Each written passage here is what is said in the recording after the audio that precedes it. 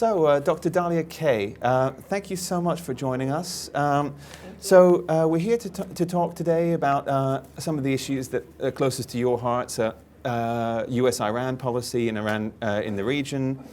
Well, we saw, obviously, Senator Lindsey Graham yesterday talking about more or less openly advocating for regime change. Of course, he rode it back somewhat and said that wasn't armed regime change, but he did want the regime to change. Do you believe that that ultimately a shift in the regime is something that the U.S. should be aiming for? What do you think, beyond the issue of the impact of sanctions on people, what do you think that the U.S. policy towards the Iranian regime should be now? Yeah, well, I think, the United States hasn't had a great history of overthrowing governments and being able to manage what follows. I think the Iraq experience is still deeply ingrained in the psyche in the United States, and this goes across political parties. I think there's widespread fatigue with the Middle East because of the very costly wars in Iraq and Afghanistan and Libya to some extent. So I don't think there's strong appetite, despite the senator's remarks yesterday. I don't think there's strong appetite in the United States for active interventionist policies, even in the White House. Or in the White House. And I think that's a really good point. And I think that gets back to an earlier remark I made, which is that there's a lot of confusion about what are U.S. objectives? What is the strategy? What is the end goal of this pressure? Of course, the sanctions are working in the sense that they are absolutely devastating the Iranian economy and by default also hurting the Iranian people. Inflation and unemployment, very difficult living conditions for the average Iranian, hard to get medicines and so forth. But it is devastating the economy. The question is to what end?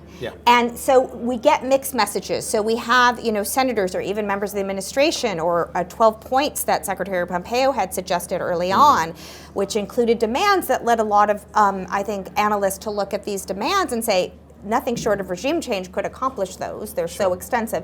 And then yet you have the President of the United States, more often than not, signaling that he is interested in sitting down with the President of Iran and working out a better deal.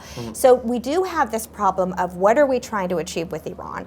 My own view is, obviously, the Iranians deserve a better government, but it's not going to be up to the United States to make that decision. Any change in Iran is going to happen from within Iran, and that's not up to external powers anywhere, including the United States, to decide, in my own view. And how does this tie in your view, to U.S. engagement more generally in the Gulf region, in the Middle East? What do you believe the recent policy decisions of the Trump administration have brought in terms of American engagement in the region? Do you think we're going in the right direction? Well, I think in that sense, our bilateral security relationships with our Gulf partners has not changed that dramatically since what we've had in previous administrations, and I think that's, I think that's a testimony to a lot of continuity in U.S. policy. Arms sales and basing and those types of things don't change overnight. There is a perception that this administration has tilted a bit toward the Saudis in terms of the intra-Gulf dynamics. The first presidential trip anywhere in the world was to Riyadh for the summit in Riyadh in 2017.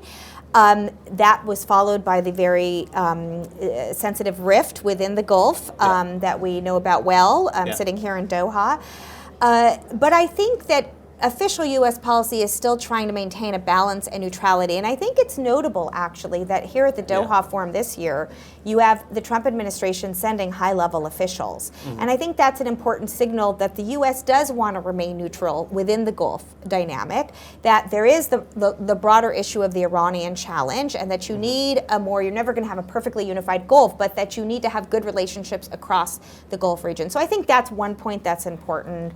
And the other big change I think we're seeing because of the escalation over the summer of Iranians lashing out and in a calibrated way, but still concerning and brazen attacks on oil targets that really led the region to the brink of potentially full-out war.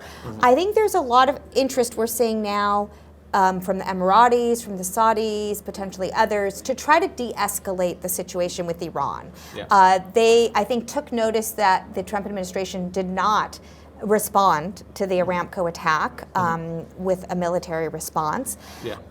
And I think there's a lot of questions about what is the U.S. commitment to deter Iran despite the policy of maximum pressure. So my own view is that these de-escalation attempts are a good thing. Yeah. U.S. policy should be encouraging that. That's actually positive. We do want to calm tensions down.